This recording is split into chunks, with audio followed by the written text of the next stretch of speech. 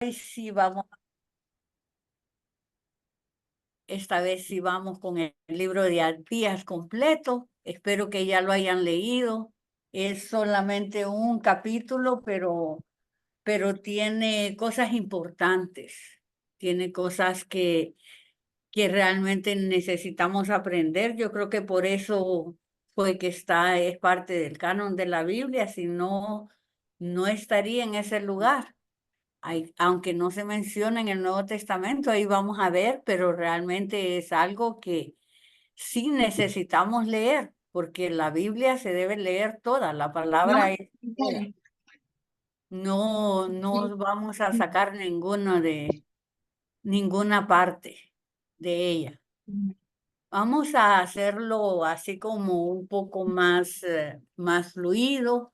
Y primero vamos a tener lo que es. ¡Ay! Perdón, no hemos orado. Hermana María, ya que tiene el teléfono, el micrófono, ¿puede orar por nosotros? Sí, hermana, vamos a orar. Ya Dios que les la bendiga a vimos. todos. Bendiciones.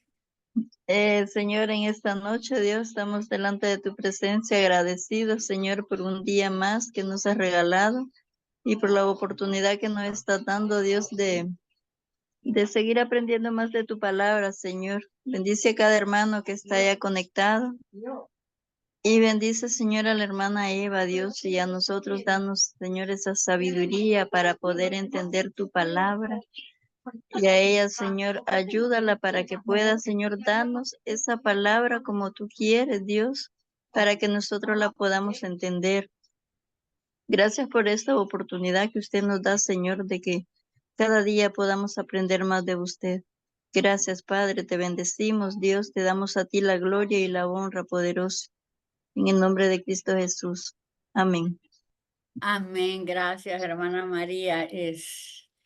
Es una bendición, es algo que siempre tenemos que tomar en cuenta, el que nosotros podamos contar con la Biblia completa, así como la tenemos. En aquellos días se estaba escribiendo la Biblia, ellos no tenían la misma, toda la información sobre las diferentes atributos de Dios, lo que el Señor estaba haciendo. Y nosotros somos privilegiados de tener este libro. Es por eso que debemos de leerlo y de deleitarnos en lo que dice, deleitarnos en él. El libro de Abdías es el autor, ya sabemos, Abdías, pero en la Biblia realmente hay bastantes Abdías y no hay mucha información sobre él. No hay tanto como antes que vimos que Amós trabajaba en la ganadería, en el campo, o la información de Oseas, con quién se casó y todo. No tenemos información, solo sabemos que el nombre de él es Abdías. Y no se mencionan reyes también, por eso a veces hace un poquito difícil ubicar correctamente el libro, pero vamos a seguir la información que tenemos en la Biblia que tenemos como base, la Biblia de estudios que tenemos como base. Abdías en ese tiempo parece que era un nombre pues bastante común. Bastantes personas tenían ese nombre y significa siervo de Jehová. O sea, él era un siervo del Altísimo. Y como vemos aquí, no se tiene mucha información sobre él. Hay dos temas en el libro y más adelante vamos a volver a ver esto. Uno es el juicio de Edom, debido más que todo al orgullo y al deseo de venganza que ellos tenían. Y vamos a ver qué otras cosas menciona el Señor ahí, porque como es corto, creo que sí vamos a tener tiempo de poderlo leer juntos aquí y de poder ver lo que nos dice. Y después habla de, como todos los libros que hemos ido viendo hasta ahorita, habla de liberación y restauración para Israel. La esperanza está siempre presente en los libros de los profetas. La fecha estimada es el 840 a.C. hay diferentes fechas que se han puesto de acuerdo a las invasiones que hubieron para Israel, pero vamos a tomar esta porque tiene más, por decirlo así, hay más concordancia con lo que el libro dice. Y vamos al siguiente. Y tiene unas características especiales. En los otros libros no pusimos esto, pero en este sí, porque tiene algunas cosas que son únicas. Es el libro más corto del Antiguo Testamento. Si ya los leyeron, ya se dieron cuenta. ¿Capítulos cuántos hay aquí? Uno. Solamente un capítulo. No hay más. Entonces, en todo el Antiguo Testamento, este es el libro más corto. Y también Abdí es uno de los 3 profetas que dirigió su mensaje por parte de Dios a una nación diferente de Israel o Judá. Los otros hablaban a otras naciones, pero también le hablaban a Israel y también le hablaban a Judá. Pero aquí la mayoría, casi todo el libro, en cuanto a la parte del juicio, del mensaje y de la reflexión y que enumera el profeta, está dirigido a Edom, que es fuera de la nación de Israel. Un dato curioso es que hay muchas semejanzas entre el libro de Abdías y un pasaje de Jeremías, que es el 49, 7 a 22. Hay semejanzas, pero no se ponen de acuerdo los estudiosos exactamente de que si es exactamente que se están refiriendo a lo mismo o es que Abdías le oyó a Jeremías o Jeremías pudo haber leído a Abdías. Pero sí hay bastantes semejanzas. Podemos leerlo ahí en nuestras casas porque esta presentación, como siempre, yo se la voy a poner en el grupo. Entonces ahí pueden leerlo despacio y ver si es realmente cierto lo que yo estoy poniendo o no. Recuerden, hermanos, nadie es infalible. Ustedes chequeen. El Señor nos ha dado el discernimiento, nos ha dado para que estudiemos. Y el otro día me decía una hermana, me dice, hermana, ahora estoy leyendo y haciendo comparación entre lo que era Amós, creo, y en otro de los libros, no de los profetas menores, sino que de los profetas mayores, creo que Isaías, una parte. Entonces, esa es la idea de la síntesis bíblica, que nos interesemos y ya en nuestras casas no solo va a ser el lunes, sino que usted puede leer en otro tiempo, cuando tenga un rato libre o en la noche que descanse un rato, lea esas cosas y va a tener mayor amplitud en el conocimiento de lo que es nuestro Señor y de la palabra. Otra característica es que no hay citas ni alusiones a este libro en el Nuevo Testamento. Jesucristo no lo menciona ni ninguno de los otros. Entonces, son cosas como bien especiales y bien puntuales de este libro.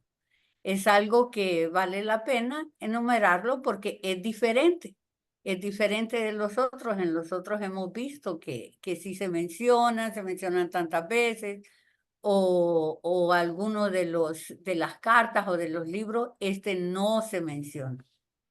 El trasfondo es muy importante, porque tiene que ver con la rivalidad entre Esaú, que era el padre de los edomitas, y Jacob, que era el padre de las 12 tribus de Israel. No sé si ustedes probablemente tienen mejor memoria que yo, pero yo por cualquier cosa lo apunté y lo tengo aquí. Nos remontamos al tiempo en Génesis cuando está Abraham y Sara, el matrimonio. Abraham, que fue llamado por Dios, y Abraham y Sara, si recordamos, tuvieron un hijo de la promesa, que es el que tuvo a Abraham con Sara, no con Agar, recordemos, sino que con Sara, porque era lo que Dios había prometido, que se llamaba Isaac. Isaac después se casó con Rebeca.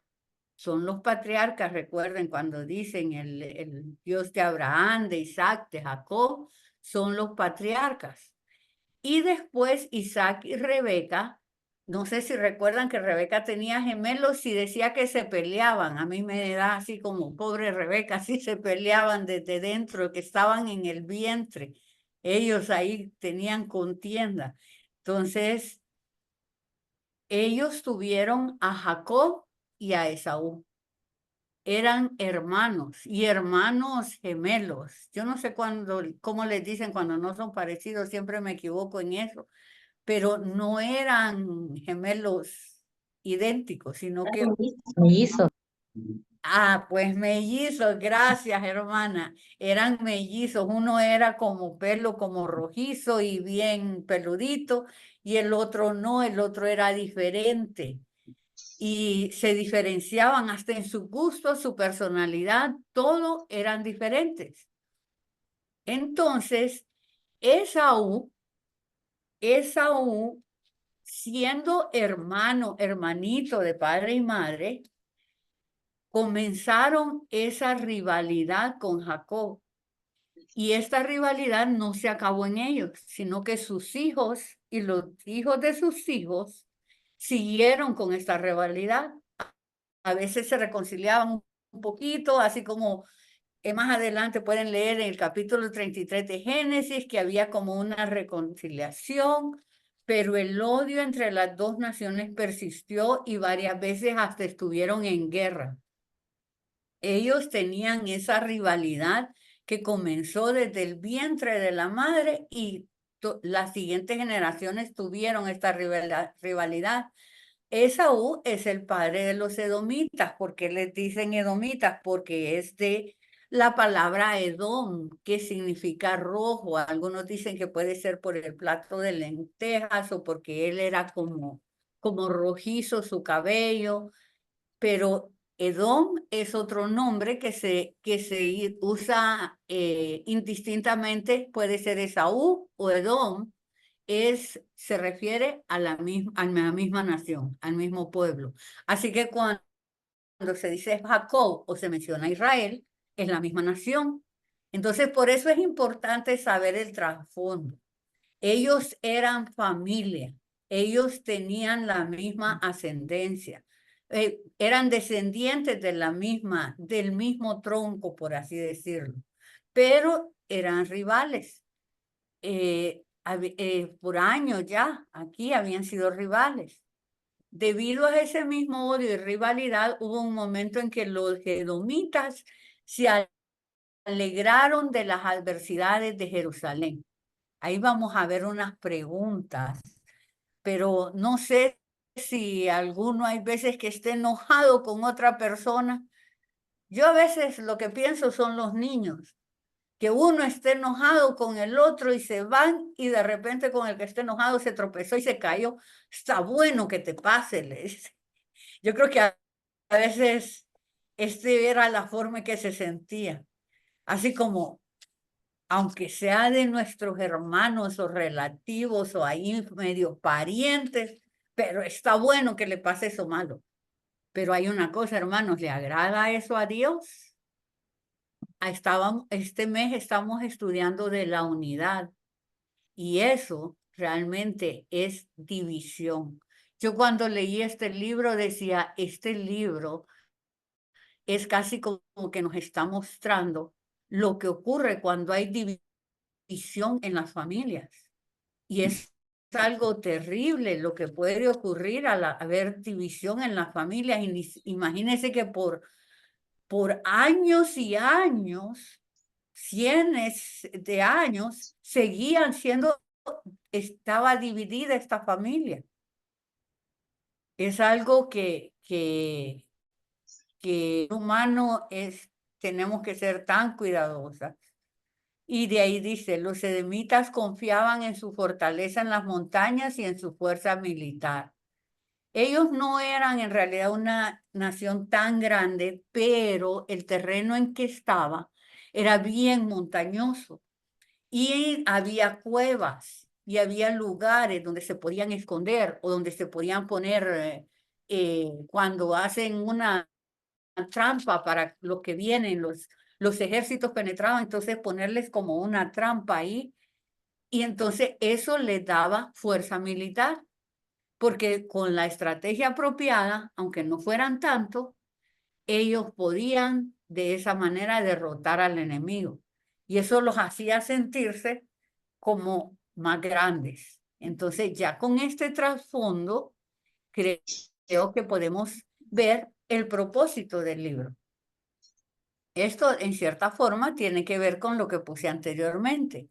Este libro se escribe para, esta es la finalidad, revelar el intenso perdón por el error gramatical ahí, el intenso enojo de Dios con Edom por su regocijo en el sufrimiento de Judá. Hermanos, no podemos regocijarnos cuando alguien está sufriendo. No, a Dios no le agrada. Dios es un Dios compasivo.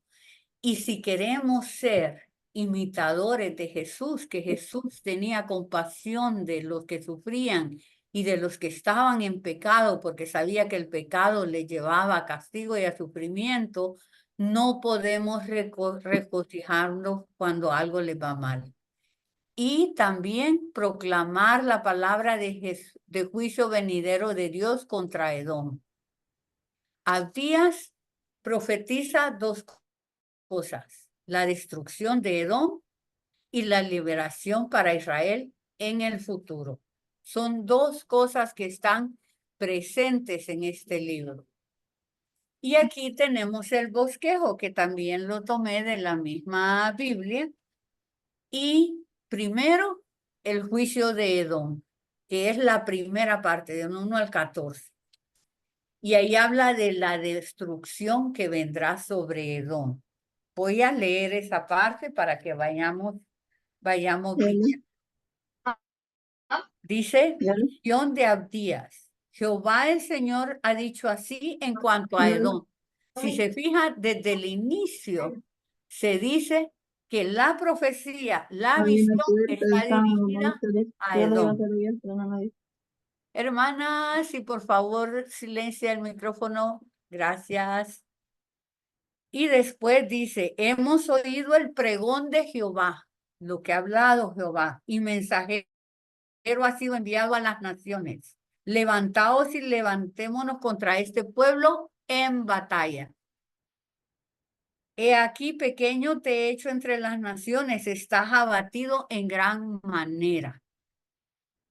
Y llega hasta el 4. La soberbia, esta parte es la que me interesa, el versículo 3.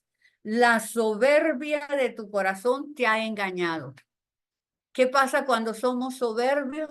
Cuando nos creemos más, cuando creemos, uy, como tenemos estas grandes montañas y estas estrategias y este lugar, nos engañamos a nosotros mismos.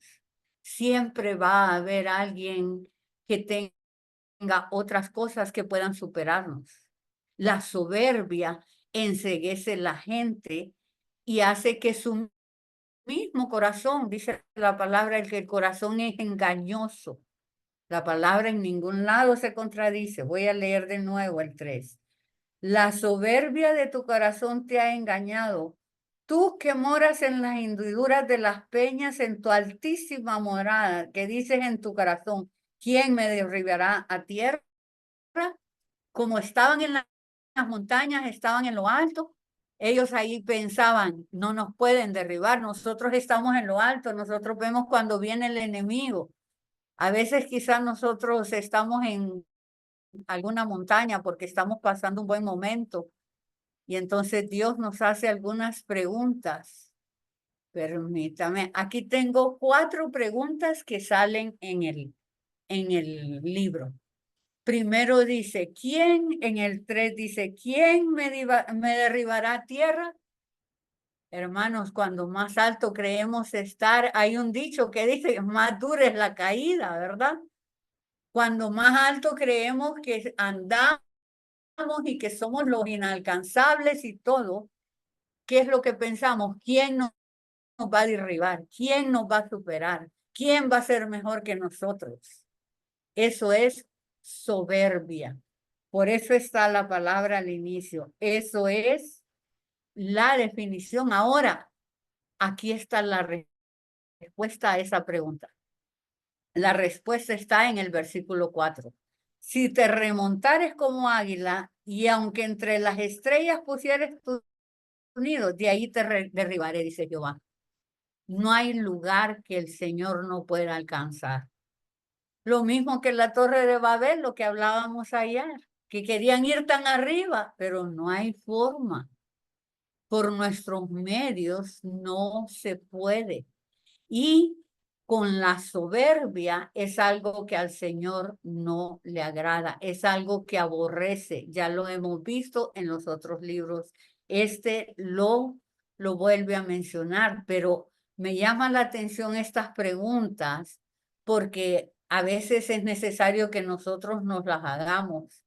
Así alguien tiene un ministerio tan grande y ¿quién me va a quitar de aquí? Pues el Señor puede moverlo de acuerdo a su voluntad y de acuerdo a lo que el propósito que Él tenga. No nos podemos encariñar de estar solo en un cierto lado si el Señor desea movernos. Y recordar que todo, como decía el pastor en la educación que nos da de doctrina, en el devocional primero, todo le pertenece al Señor, no es a nosotros. Y lo que hacemos no es para nosotros, es para el Señor. Después seguimos leyendo en el 5. Si ladrones vinieran a ti o robadores de noche, como ha sido destruido, ¿no hurtarían lo que les bastase? O sea, si llegaran ladrones, podían estar expuestos, podían robarles. Les está bajando el ego, como diríamos, los está poniendo los pies en la tierra. Si entraran a tus vendimiadores, ¿no dejarían algún rebusco? Que este es el siguiente. ¿No dejarían algún rebusco? ¿No habría ahí cosas que le estarían desapareciendo, deshaciendo? Siempre habrá alguien que puede entrar a esas fortalezas que se cree que son inexpugnables, que nadie, que por las cuevas donde se escondían, ahí alguien podía llegar, alguien podía robarles, alguien podía dejarlos sin sus vidas, porque ellos tenían unas plantaciones, estaban leyendo por acá que habla de las vides, que ellos debido al lugar que tenían en las montañas donde estaban, entonces habían unas vides ahí, unos viñedos que eran frondosos, que les producían en cantidad, que les producían bastante, eso los hacía ser prósperos. Entonces por eso les habla de que si alguien entrara a sus viñedos, por eso le dice, si entraran a tus vendimiadores, entonces les está tocando, crees que porque tienes mucho en bienes materiales, no va a haber alguien que los va a tocar. A veces creemos que porque alguna persona tiene casas y vive de las rentas y no necesita trabajar, pero no sabemos lo que viene en el futuro. La esperanza no debe estar puesta en eso. La esperanza debe estar en Dios. En este tiempo, en el tiempo del profeta, era en Dios. La esperanza. Ahí les está hablando a ellos, primero su soberbia de creerse más que ellos, todo. Y después el estar confiado en que no van a poder entrar los ladrones al lugar donde están y no les van a poder destruir lo que ellos están produciendo y que les da prosperidad. Ahora hay otra pregunta, pero vamos a seguir leyendo. ¿Cómo fueron escudriñadas las cosas de Esaú? Recuerden que Esaú y Edom es aquí sinónimos. Sus tesoros escondidos fueron buscados. Recuerden que habían cuevas, que habían lugares donde podían penetrar. Todos tus aliados te han engañado, hasta los confines te hicieron llegar, los que estaban en paz contigo prevalecieron contra ti. Hasta los que tenían de su lado se les volvían en contra en esa visión que tenía. Los que comían tu pan pusieron lazo debajo de ti. No hay en ello entendimiento. Los que les ofrecían amistad, los que se suponía que se sentaban a la mesa con ellos, también les pusieron trampas. Y en el 8 hay otra pregunta. No haré que perezcan en aquel día, dice Jehová, los sabios de Edom y la prudencia del monte de Esaú. Yo leí por ahí a un lado que se hablaba que tradicionalmente que ellos eran como muy sabios, que habían tenido, esto no lo pude verificar también, pero dicen que eran como descendientes de Job y de Elifaz, porque dice que Elifaz temanita, y entonces se consideraban como muy sabios, como que ellos, bueno, digamos, sabios en las estrategias de guerra, sabios en el lugar donde se ubicaban, ellos tenían sabiduría. Entonces, ¿qué está haciendo el Señor con estas preguntas? Les está botando todo de lo que se sentían orgullosos. Primero, ¿quién los derribará? El Señor puede. ¿Quién van a seguir teniendo? Puede que les surten sus cosas. Pueden seguir manteniendo sus plantaciones de donde vienen su prosperidad y sus ganancias. También pueden ser quemadas. Y la sabiduría, la fama de sabiduría que tenían, también les puede ser quitada. Porque la soberbia, como vimos antes, hace que el entendimiento se nuble, no miremos las cosas correctamente como deben ser, y entonces se, se cae de ese lugar alto en que creemos estar, porque la soberbia es que cree estar, realmente no es algo en lo que realmente está. Y vemos también su respuesta a la parte donde le dice de los sabios de Edom y la prudencia de Esaú. En el 9 dice, y tus valientes, oh Temán, aquí es donde habla que Elifaz era temanita, era de la misma tribu, de esa, y se supone que era un filósofo cuando habló todo lo en el libro de Job. Y le dice, tus valientes, oh Temán, serán amedrentados porque todo hombre será cortado del monte de Esaú en el estrago. Y aquí le dice el por qué. Si se fijan en el capítulo 10, dice, por la injuria a tu hermano Jacob te cubrirá vergüenza y será cortado para siempre. ¿A quién fue la injuria? A su hermano. Les recuerda que son familia. Les recuerda, vienen de un mismo tronco común, son parientes, están ligados unos a otros y le ha causado injuria. Esa división ha llevado a este punto de que han herido a los descendientes de su misma familia. Y en el 11 les dice, el día que estando tú delante, llevaban extraños cautivos su ejército y extraños entraban por tus puertas y echaban suerte sobre Jerusalén, tú también eras como uno de ellos. Cuando llegó otro ejército, se supone que era en algunos estudiosos dicen que era el de Babilonia, cuando Babilonia llegó, y les dice, ellos los atacaron. Ellos estaban destruyendo el pueblo de Israel, que eran sus parientes. Entonces, cuando estaban entrando, les dice, tú también eras como uno de ellos. Los estaban destruyendo y ellos, por decirlo así, los primos se fueron en contra de ellos también, se les unieron. En vez de defender a los que eran parte, se les unieron a destruirlos. A ese grado llegaba el odio que ellos tenían entre sí. Y esto es lo que Dios está amonestando. La división nunca ha venido de parte de Dios. La división entre familias. Dios ha querido familias unidas. Y aquí le vuelve a recalcar que son familias. Si nos vamos al 12. Pues no debiste tú haber estado mirando en el día de tu hermano, en el día de su infortunio. Le vuelve a decir, tu hermano. No debiste haberte alegrado de los hijos de Judá en el día en que se perdieron.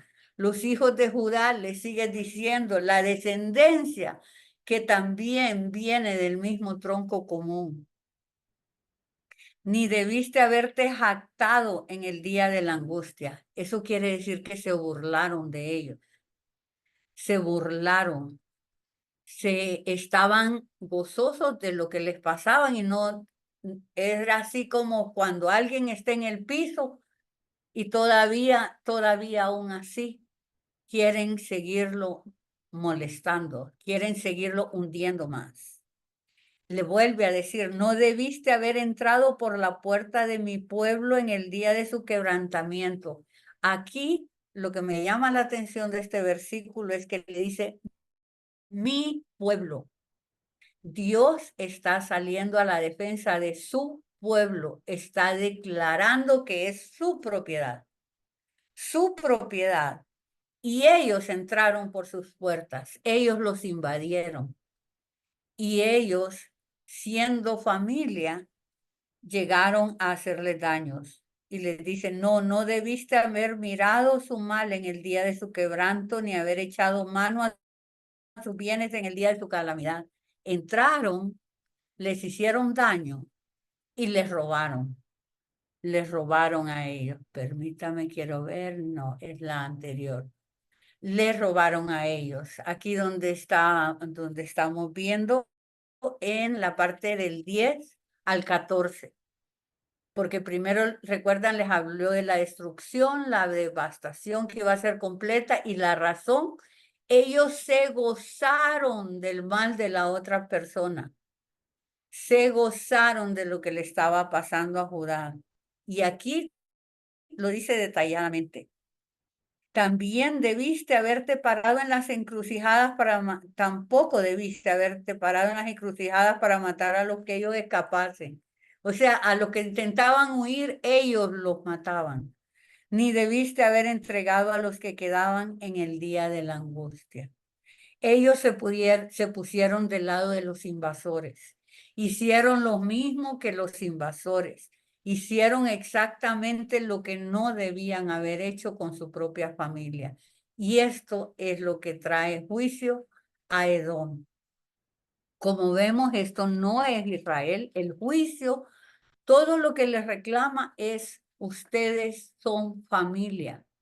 Ustedes hubieran sido parte de la herencia, se han multiplicado, pero decidieron establecer una rivalidad y tener odio. Esa es la primera parte que tiene aquí. Ahora en el versículo 15 hay un cambio. Hay un cambio. El 15 y el 16 tienen un cambio. Aquí está casi como poniendo, esto es lo que le va a pasar a Edom, pero esto también puede ser un ejemplo de lo que le va a pasar a las otras naciones. Esto es, pueden tomarlo y ver, porque esto les va a pasar a las otras naciones, porque, como había dicho el Señor, ellos entraron por la puerta y le hicieron mal a su pueblo. Hasta aquí, ¿hay alguna pregunta, hermanos? ¿Hay algo de lo relacionado con Edom y de por qué se le está juzgando? Ellos se autoexaltaban, ellos eran orgullosos, soberbios. ¿Hay algún comentario sobre esto? Porque esto ya es la segunda parte del libro. Ok, aquí voy a leer el 15 y el 16. Dice, porque cercano está el día de Jehová. Si se fijan, ya cambió. Ahora les está hablando del día de Jehová. Sobre todas las naciones. Ya no está hablando solo de Edom, está hablando todas las naciones. Como tú hiciste, se hará contigo. Tu recompensa volverá sobre tu cabeza. De la manera que vosotros bebisteis de mi santo monte, beberán continuamente todas las naciones. Beberán y engullirán y serán como si no hubieran sido. Como si no hubieran sido significa una destrucción total. Todo lo que vimos atrás para Edom será aplicado también a las otras naciones.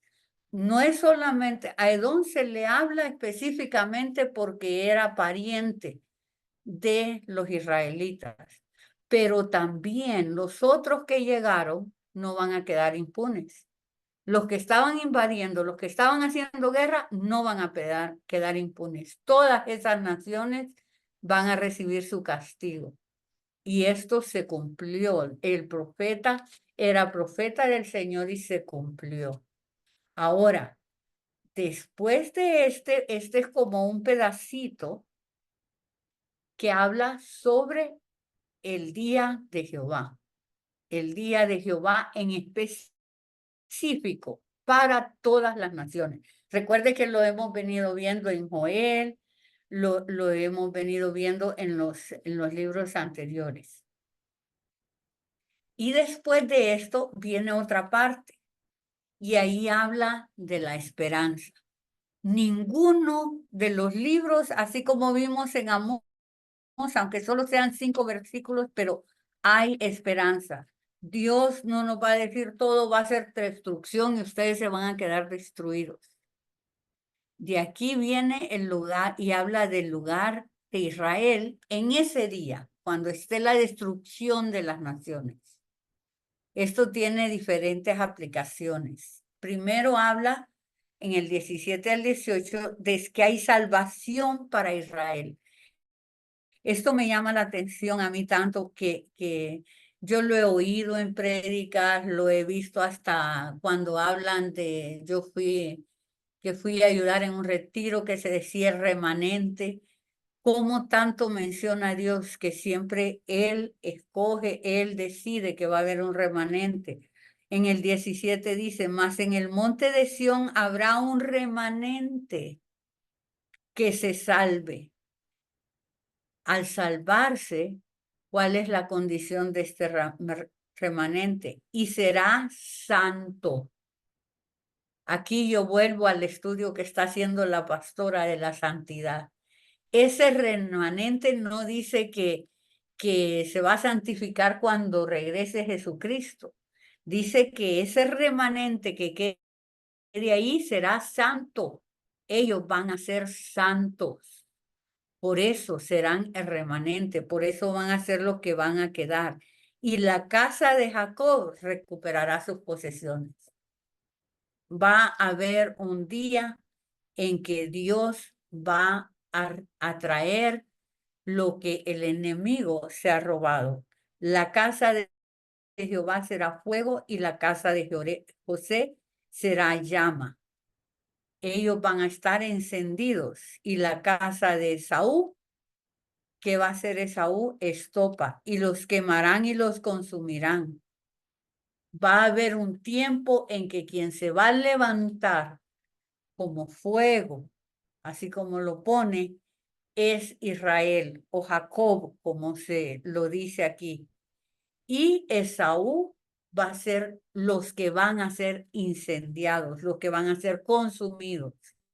Va a haber un tiempo en que ellos van a recibir de lo que habían dado. Y ¿sabe qué es lo más triste? Ni a un resto quedará de la casa de Esaú. Aquí está hablando de una exterminación completa, porque Jehová lo ha dicho. Esta parte es destrucción completa para Edom. Va a desaparecer Edom por los pecados que hablamos anteriormente. Y creo que la raíz de todo comienza con la soberbia, el egoísmo de la persona de querer sobresalir, de querer ser mejor, de tener, también hay algo que miro aquí que que no lo he encontrado en los estudios ni nada, pero me parece que hay algo aquí que está como escondido, que es el resentimiento. Como que ese resentimiento que tuvo el primero, que era Esaú, fue pasando de su familia a la otra familia, y eso les hacía mostrar ese odio y ese deseo de querer ser más que el otro, porque el otro había recibido la bendición. El resentimiento es algo que tenemos que sacar de nuestros corazones.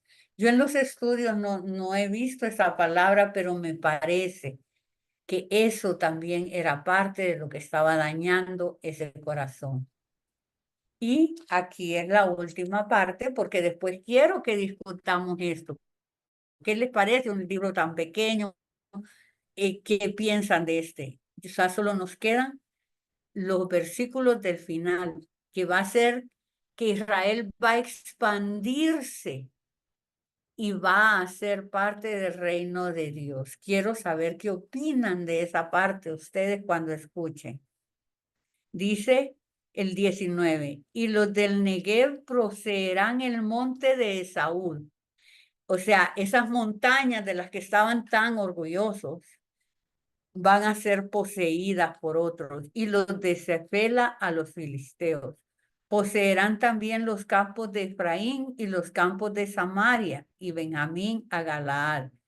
Y los cautivos de este ejército de los hijos de Israel poseerán lo de los cananeos hasta Sarepta. Está hablando de toda la parte del Medio Oriente. Y los cautivos de Jerusalén que están en Sefarad poseerán las ciudades del Negev, y subirán salvadores al monte de Sión, o sea, al lado de Jerusalén, para juzgar al monte de Saúl, y el reino será de Jehová. Aquí quiero abrir solo voy a una última observación que tengo del carácter de Dios en este libro de Abdías. Podemos ver bien definido, uno, que Dios juzga. Dios puede ser misericordioso, Dios tarda por su mismo amor por nosotros. Bueno, en nuestro modo de ver tarda, pero tiene tiempo perfecto, pero juzga, trae un juicio. Pero también podemos ver a un Dios que restaura, que todo lo que habían perdido es devuelto, que las tierras que habían perdido se expanden más, y que entonces va a haber un reino de Jehová. Quiero abrir el micrófono ahora porque quiero oír los hermanos, porque este es el libro de Abdías. Este es todo el libro. Quisiera saber algunos comentarios, qué piensan, creen que es muy chiquito, que le faltó algo, que, que, qué cosa nueva aporta Abdías acá. Así que, hermanos, por favor, quiero escucharlos. Vamos a ver. Sí, hermana María. Yo pienso, hermana, que este libro pues nos da una buena enseñanza, ¿verdad? Una buena enseñanza sobre la arrogancia de Edom, ¿verdad? Y no reconocer que todo lo que obtuvo, pues Dios se lo permitió que lo obtuviera. Y él se engrandeció a través de todo lo que Dios le dio. Y él no se puso a pensar o no pensó que al final lo iba a perder todo. Porque eso es lo que pasa, que a veces se nos olvida que todo lo que recibimos es porque Dios así quiere. Es porque Dios lo ha dado. Dice en una parte de la Biblia, dice, ¿acaso, como dice, no recuerdo bien la palabra, pero acaso lo que recibiste o lo que tienes no lo has recibido? Porque todo lo que tenemos es Dios quien lo ha dado, o sea, lo hemos recibido de Él. El problema es que cuando las personas llegan a tener más de lo que tal vez imaginaron tener, se les sube el ego, se vuelven Ujú. arrogantes, pero el final es duro. Es Como duro. el final es duro porque hay una consecuencia a través de todo eso. Entonces nos deja una enseñanza de que tenemos que ser humildes, porque no tenemos nada que nos cueste. Todo lo hemos recibido de Dios, y unos más y otros menos, pero todo viene de parte de Dios. Viene de Entonces ella. sí, nos enseña que seamos humildes de corazón, agradecidos con Dios, ¿verdad? Porque como decía usted, la caída duele. Y como dicen por ahí también, cuando suben como palma, caen como cocos, Eso es ¿verdad? correcto. Entonces nos enseña, nos deja una buena enseñanza, la verdad, de que no debe haber arrogancia. Y como decía usted, resentimiento, porque eso como que envenena y pasa de generación a generación, ¿verdad? Entonces sí, esa es mi pequeña aportación. ¿No? Y la otra cosa que es realmente difícil es que esa misma arrogancia lo lleva a burlarse de los demás, lo Exactamente. lleva a ver a los demás de menos y a ser Amén. crueles, a la Sí, crueldad, a lo sí, que pone, a lo que, o sea, al abuso. Y lo que veíamos antes, la injusticia social que puede haber, porque ellos mismos pueden ser injustos con los que son sus subalternos. parientes. Así Sí, es, sí. sí. Amén. Alguien me pregunta ahí que qué es estopa. Estopa es a lo que le meten fuego, lo que ayudan para meter fuego. Aquí estaba Ujú. buscando, dice, la parte gruesa de un cáñamo, de un lino o de una tela. Entonces con eso es eso reseco así y eso agarra fuego rápido. Son como algo que va a Mm, agarrar fuego en un ratito. O sea, el incendio, este va a llegar a ellos en un momento, en un momento. Entonces eso es estopa. Es algo que es como esas sogas así, pero hechas como de lino, esas sogas gruesas que están resecas y van a agarrar fuego. Sí, ¿alguien más? mm.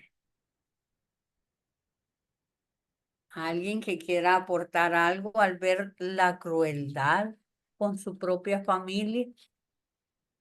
La crueldad que se pueda tener con su propia familia y cómo Dios aborrece eso. Eso es algo que a mí me llama mucho la atención, porque Él castiga, Él habla tanto que enfatiza lo que es la familia. Al- Amén. Sí. ¿Alguna otra observación, hermanos? Hoy hasta tenemos tiempo extra. Es porque el libro es pequeño, pero aquí se pueden sacar muchas cosas. Aquí hay enseñanzas, digamos, los que creen que pueden confiar en las amistades más que en Dios. Tenemos que orar para confiar más en Dios, por eso dice, con los que compartían el pan. Nos habla de que debemos no confiar tanto en los pactos o los otros que se miran poderosos en el momento, que algunos que se miran poderosos en ese momento y por eso se van del lado de los poderosos y se acobijan, por decir, en los poderosos y se aprovechan. A veces aquí nos pasa que alguien mira a alguien que estoy bajo la sombría de esa persona que es poderosa, digamos, en el gobierno, y quieren aprovecharse y hacer y sacar, aunque sea de lo mismo que están haciendo los otros, la justicia de Dios no puede ser burlada. Hay muchas cosas que Amén. podemos ver y orar para que el Señor nos mantenga primeramente humildes, humildes. Y Amén. al final que vemos. Adelante, pastora. Muchas bendiciones para todos, familia. Amén, bendiciones. Siempre un gusto compartir con todos. Me llama la atención este libro, bueno, ya lo habíamos leído, ¿verdad? Sí, Y releído para poder estar en la síntesis y poder entender mucho mejor, ¿verdad? Lo que el Señor nos quiere hablar, porque, bueno, justo ahorita Anita nos preguntaba con mi esposo, que estamos todos aquí, ¿verdad? Escuchando la ajá, síntesis. Le decía cuál Biblia era la más acertada para leer. Entonces le decíamos a ella, hija, mientras llegues con un corazón humilde, con un corazón sencillo y deseoso de escuchar la voluntad de Dios, creemos que eso es lo más importante. Pero hablando del libro, hermana, hablando de lo que mencionaba acerca del el gozarse y alegrarse por el mal ajeno, ajá. ¿verdad? Me hace Terrible. recordar, sí, algo terrible, verdaderamente que sí, pero ocurre, Sí, no lo podemos negar, así es. que sí ocurre. Pero me hace recordar hace algunos años atrás, cuando yo era una niña todavía y iba a la iglesia, recuerdo yo que lamentablemente achacaban a aquel que se enfermaba, sobre todo, ¿verdad? Aquel que se enfermaba y tenía una enfermedad muy grave, ya decían que era porque estaba en pecado, Sí, ¿verdad? Y justificaban la crítica, porque al final era crítica, era chisme, ¿verdad? Era murmuración, hablando del hermano, mira que tiene tal enfermedad grave o terminal, a saber en qué pecado andaba. Y siento yo que hasta eso era una forma de como de gozarse, de ver, andaba en tal sí, cosa, mira, y yo sabía que algo le iba a pasar, algo tenía que suceder, o algo está pagando, quedan. Entonces, qué triste, ¿verdad? Qué triste realmente escuchar expresiones así todavía dentro de la iglesia, ¿verdad? Cuando realmente lo que nos toca hacer, ¿verdad? Cuando nuestro hermano está en dificultades, y creo que hemos crecido mucho, hablo por Ministerio Cristiano Filadelfia, no sé las demás amén, iglesias, y no amén, estamos aquí para juzgar a ninguna iglesia, ¿verdad? Y mucho menos a ningún hermano. Pero creo que en Ministerio Cristiano Filadelfia hemos crecido en ese sentido, ¿verdad? De que ya no pensamos que el hermano está enfermo porque anduvo pecando, ¿verdad? Porque está pagando algo, sino más bien tenemos esa misericordia y ese amor de detenernos en nuestro camino y volver y regresar por ese hermano caído, a levantarlo, a ayudarlo, a apoyarlo. Hablábamos con mi esposo aquí porque estamos escuchando la síntesis y comentamos juntos acá, ¿verdad? Las situaciones ajá, que se han dado en la iglesia y qué lindo ha sido para nosotros como pastores ver a la iglesia moverse toda para apoyar a los hermanos que han estado en circunstancias difíciles y que de repente sabemos que de una u otra forma pues han tenido sus situaciones, ¿verdad? Han tenido sus situaciones. Sin embargo, la iglesia no ha visto para atrás el error que cometieron las personas, sino que han ayudado de buena voluntad, de buena gana, de buen corazón, y hemos podido recuperar esas almas para la gloria de Jesucristo. ¿Me entiende? Porque no nos gozamos, no criticamos, no murmuramos de lo que pasó antes, sino que nos dedicamos a ayudar el ahora, el presente. Entonces, pienso que es algo, y hablando de la unidad, hermana Eva, sí, imagínense el mes en el que estamos, pues hablando de la sí, unidad este en el libro queda espíritu. exacto. Sí, Exacto, hablar de la unidad en el espíritu es justamente eso, hermana. Si Dios Todopoderoso dice, hablando del Antiguo Testamento, Él dice que Él no se acuerda de lo pasado, que no traigamos a memoria las cosas pasadas, porque Él hace todo nuevo. Entonces nosotros, ¿por qué nos vamos a acordar del pasado del hermano? ¿Sí? Porque si somos realistas y somos sinceros acá, todos tenemos un pasado. Todos tenemos un pasado. Yo creo que a ninguno le gusta que se lo recuerden. ¿Sí? así Entonces, ¿por es. qué nosotros tenemos que andarnos recordando del pasado del hermano? Aquí es, no hagamos, no sigamos el ejemplo de estos edomitas, ¿verdad? Porque su castigo lo tuvieron por haberse burlado del mal de su hermano, no, todo lo contrario, sigamos trabajando como lo hemos hecho hasta ahora, ayudando sin importar qué, ¿verdad? En el nombre de Jesús, mis hermanos, Dios me los bendiga y me los guarde. Me encanta esa palabra, pastora, me gustó mucho porque sí, yo lo he experimentado, ayer lo decía en mi testimonio, y yo fui una de las que fui juzgada porque esta rinitis de la que padezco aquí, yo escuché y me lo dijeron, es que tiene algún pecado escondido, por eso es que no logra sanarse, y o si no, no tiene suficiente fe, pero hemos aprendido y hemos crecido y estamos viendo y sabemos que Dios actúa de acuerdo a la persona. Cada persona tiene su proceso y yo he sentido aquí en Ministerio Cristiano Filadelfia que yo al ver esto, yo lo que miro es lo contrario a lo que les critica aquí, que les muestra el profeta, es el amor. Entonces creo que en Ministerio Cristiano Filadelfia hemos crecido en amor, porque el gozarse en la adversidad del otro es todo lo opuesto al amor. Porque si usted ama a alguien, usted se va a doler con esa persona.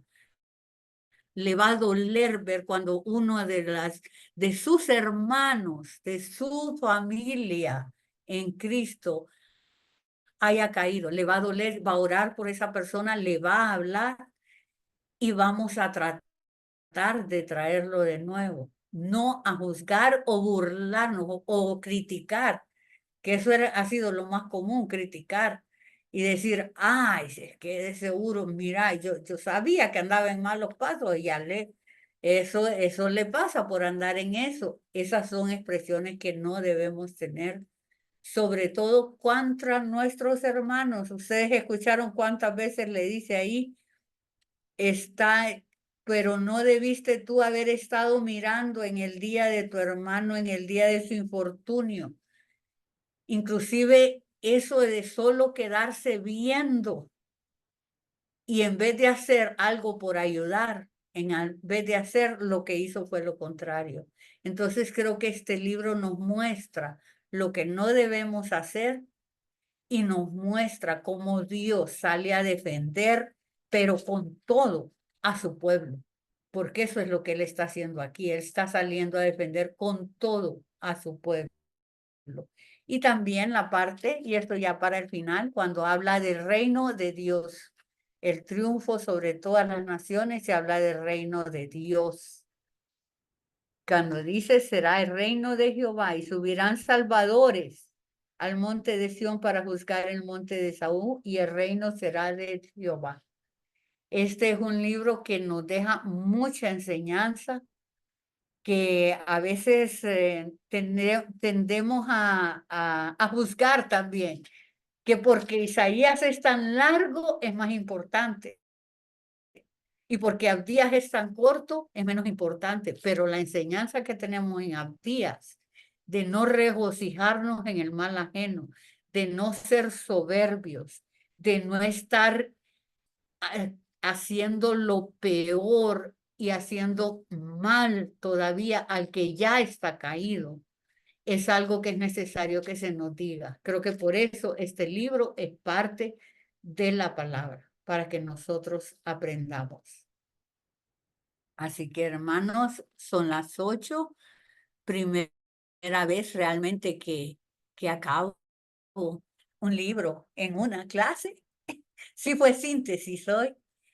Quisiera saber si alguien que no esté muy ocupado puede despedirnos en oración y por favor vayan leyendo el siguiente libro. Vamos a ver, solo quiero estar segura que es Jonás. Por favor, vayan leyéndolo. Jonás es muy interesante, muy, muy interesante. ¿Alguien quiere dirigirnos en oración de los hermanos? Sé que a veces algunos hermanos están ocupados, o la hermana Isis con sus nietos o algo así, por eso Julie, no escojo a Julie nadie. Camber puede. Amén, amén. Julie no está cuidando los nietos. Todavía no han llegado los nietos. Fíjense que vine y dije, voy a levantar la mano y andaba buscando unas reacciones cuando mi mamá pastora me llama. Estaba en un mismo sentir, hermana Julie. Ay, qué Tan lindo, linda, bendito Dios. linda usted, sí. Diríjanos una Oremos, oración, que hermanos. aprendamos y seamos Amén. amorosos. Amén, amén. Oremos en el nombre de Jesús. Padre, te damos gracias en esta noche por este tiempo especial y exquisito que hemos podido disfrutar de tu palabra, Señor. Gracias porque sabemos que tú nos estás preparando y nos estás enseñando a través de ella. Padre, queremos ser instrumentos de uso honroso en tus manos y queremos dejarnos guiar y moldear por tu palabra en esta hora, en el nombre de Cristo Jesús. Juntos, Padre, unidos en un mismo sentir, en un mismo pensar, te pedimos que pongas en nosotros tu corazón, que tu palabra se haga viva en nuestras vidas, Señor, que nos des amor, Señor, que nos des unidad, que nos ayudes a amar a nuestro hermano, así como tu palabra nos enseña. En el nombre de Jesús te pedimos, Señor, que bendigas la vida de mi hermana Eva, que está día a día preparándose para darnos esta enseñanza, Señor. Yo te pido que añadas aún más sabiduría a su vida, Señor, y que la llenes de todo gozo, de todo amor, para que ella pueda seguir enseñándonos, Padre. En el nombre de Jesús, bendice a cada uno de los que estamos en esta noche conectados, Señor. Bendice nuestras familias, que tu presencia y tu Espíritu Santo nos inunde cada día, cada momento, Señor, porque te necesitamos, estamos necesitados de ti. Gracias te damos, Señor, por este tiempo, por este refrigerio. En el nombre de Jesús, bendícenos a todos con tu presencia, danos un buen descanso, Señor, que cada uno de mis hermanos y yo podamos terminar esta jornada de trabajo y de estudio exitosamente, Señor. En el nombre de Jesús te damos gracias por este tiempo y por cada hermano que ha dedicado este tiempo para ti, Señor. En el nombre de Jesús te amamos, te bendecimos. Amén y amén. Que Dios me les bendiga, amada familia. Dios les bendiga a todos. Muchas bendiciones para todos. Feliz noche. Bendiciones. Feliz Dios los bendiga. noche. Bendiciones. Bendiciones. Aleluya. Descansen. Renueven Amén. fuerzas para Igual. mañana. Amén.